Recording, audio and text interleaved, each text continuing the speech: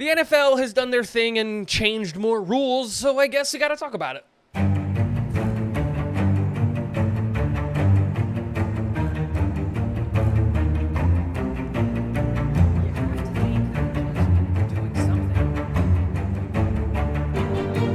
What is going on, guys? Welcome back to Talking Jets with Tigo. My name is Tigo, and today I want to talk about the new NFL rule changes that have just been instituted and voted on by the NFL owners and by the NFL to be instituted in the game. We're going to talk on two primarily because they're the two biggest things that'll impact the New York Jets and just how we can adapt to these things and to make sure that everything is taken care of. So the first rule that we're going to talk about is the new kickoff rule.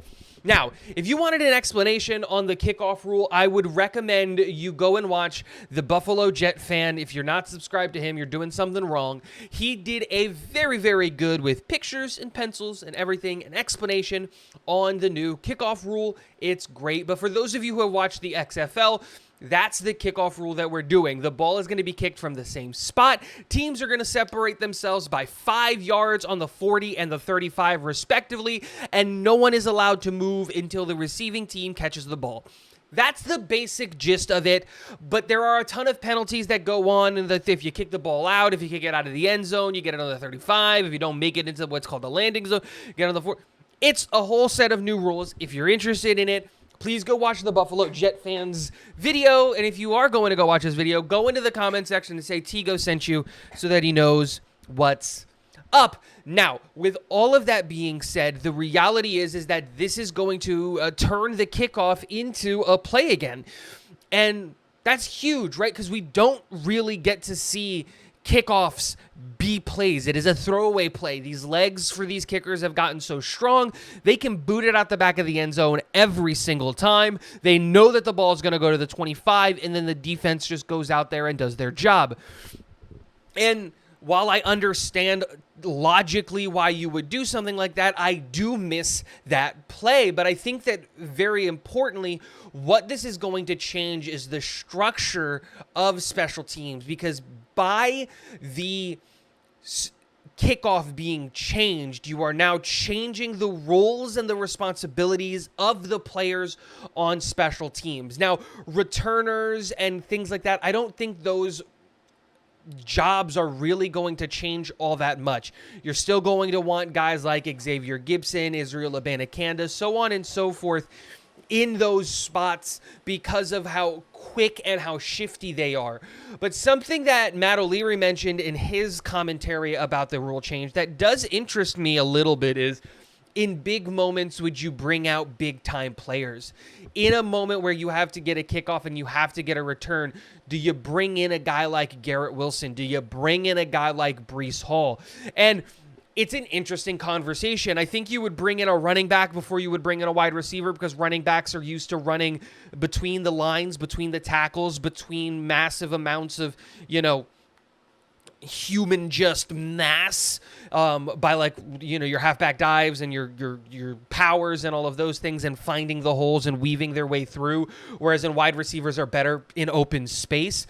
But again, there is already an interesting dynamic of, well, a lot of times your special teamer was a wide receiver. Well, now it might make more sense to use a running back because of that skill set.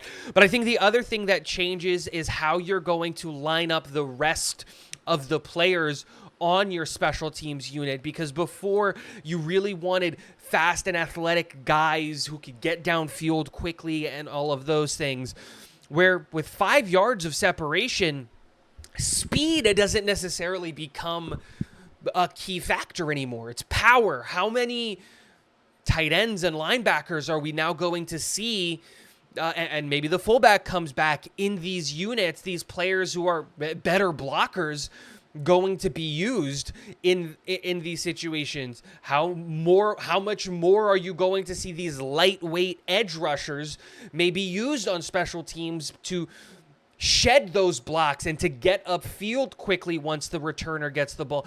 These are a lot of questions that are going to have to be answered by special teams coordinators all around the NFL.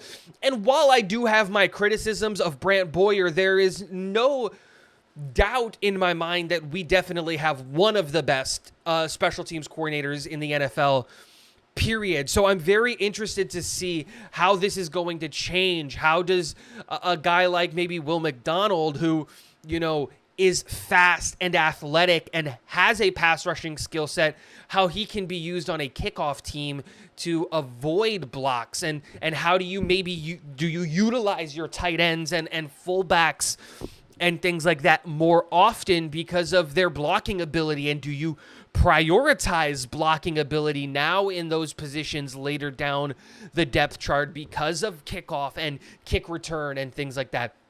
Who knows? It's very, very interesting. That's the main rule. And now the second rule, which absolutely sucks. It is absolutely stupid. We are walking towards two-hand touch football, and that is the hip drop tackle being banned. For those of you who don't know, the hip drop tackle is when a player wraps his arms around a player and then takes his own legs out from under him, pulling the full weight of his legs around the guy's hips and then dropping it back.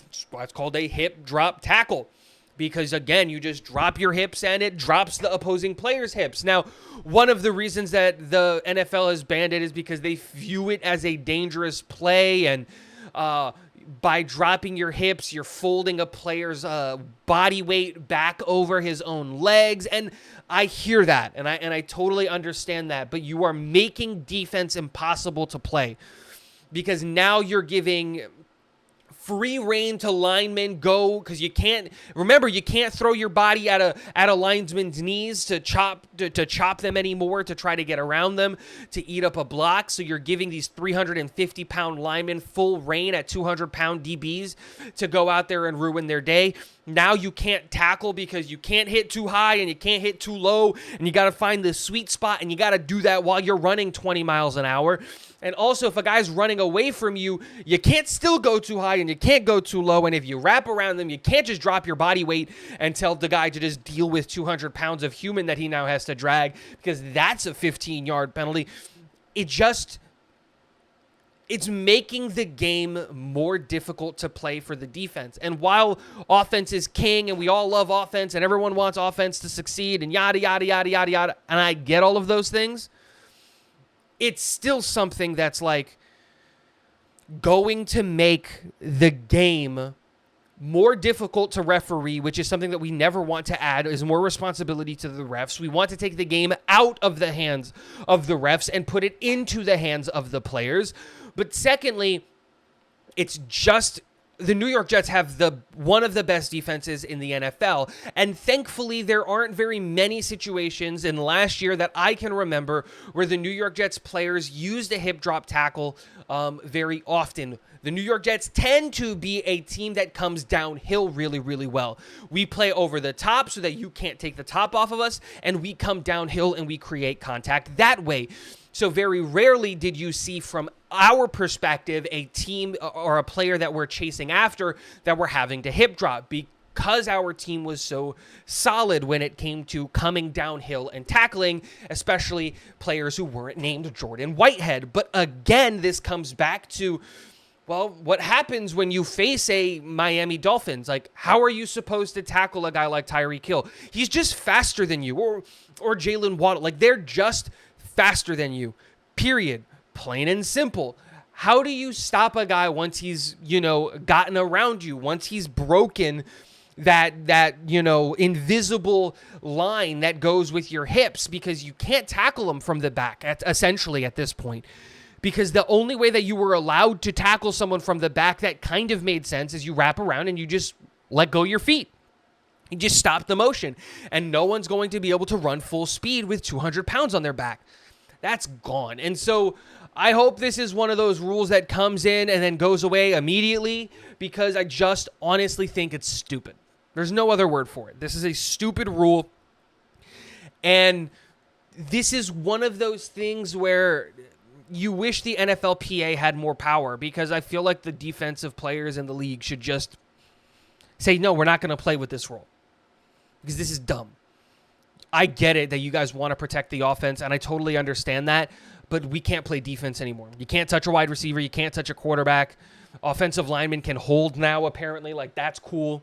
they can false start all year, and that's not going to get called. Like, defense wins you championships. A defense standing on its head to stop an offensive juggernaut is something that's always going to be exciting. Doesn't matter, So, yeah, let me know what you guys think in the comment section below. I'd love to hear your thoughts on both the kickoff and the hip drop tackle being banned. Let me know. And last but not least,